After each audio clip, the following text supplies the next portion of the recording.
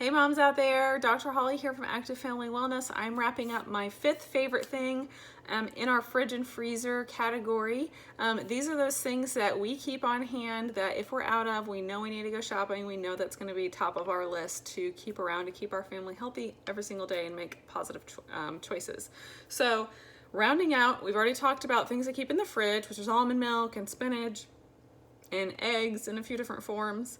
And then we moved to the freezer and I talked about the frozen fruits that we keep on hand all year long to keep our antioxidants levels high. And now I'm going to be talking meats. So we've got some meats, poultry, and fish that we keep frozen. And again, not sponsored by Costco, but all the things I'm going to show you today, we do buy at Costco. We have sourced some meat locally. When we lived in East Tennessee before, we got a whole lamb one time that lasted us pretty much a whole year that it was butchered. So the gold standard here would be, of course, to know your farmer and know exactly where your meat comes from. But if you live in a primarily urban area and you don't have access to something like that, to knowing your farmer and knowing the agriculture that well, then buying organic grass-fed is the best that you can do for you and your family. So everything that we buy meat-wise is going to be organic.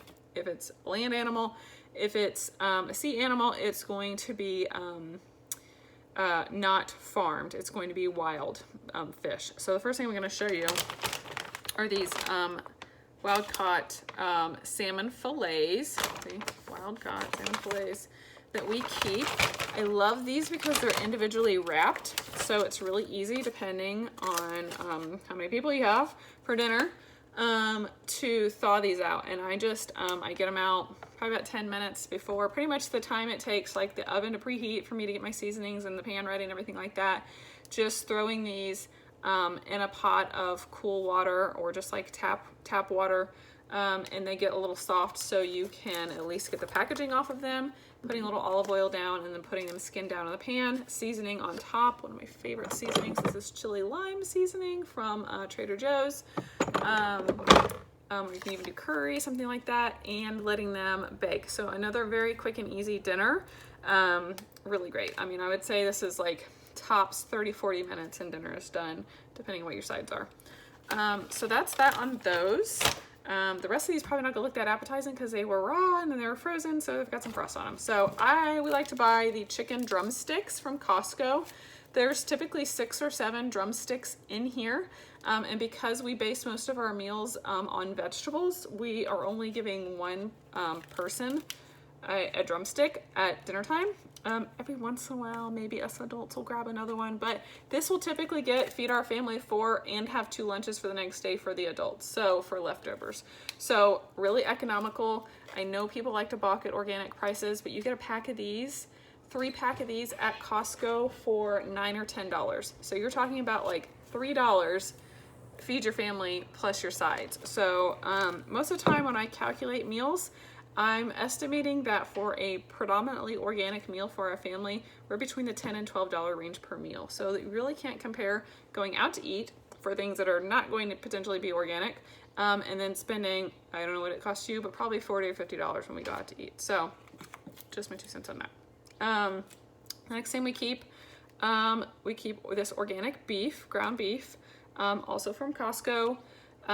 This comes in a pack of 3. This is 1.5 pounds, so it's a 1.3 pounds. So a little larger than you might be used to seeing. They're usually these size are 1 pound. This is 1.3 pounds.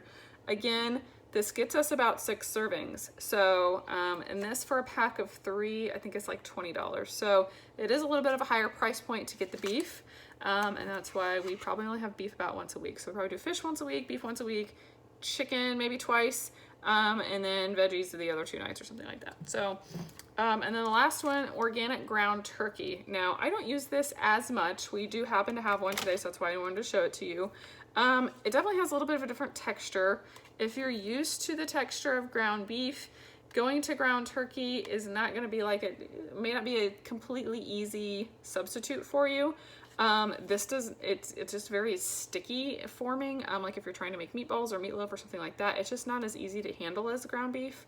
And of course it's gonna have a different flavor profile. But one of the things that our kiddos really love, I use a mini muffin pan whenever we're making meatballs, and they really loved this. We did some curry seasoning and some shredded coconut in the meatball itself, and because it wouldn't really form, it was okay that it was in the muffin pan, and so that way they formed up. But those were a big hit in our house. So just another thing to try. So this wraps up what we keep in the freezer. Like I said, you know, sourcing locally as much as you can, getting organic as much as you can, but if you have to shop at a store, then these are really great options for you. So that about wraps up my 25 secrets for a busy mom's kitchen. You've seen what my favorite kitchen gadgets are, what my favorite spices are, what we keep in the fridge, what we keep in the pantry. I really hope that all this helps to bring together for you, and get the PDF download for this. It's really going to just make it seamless and pull it all together, and that we can kind of evaluate when you're making changes in your kitchen, what's that next step you need to take. So thank you for watching.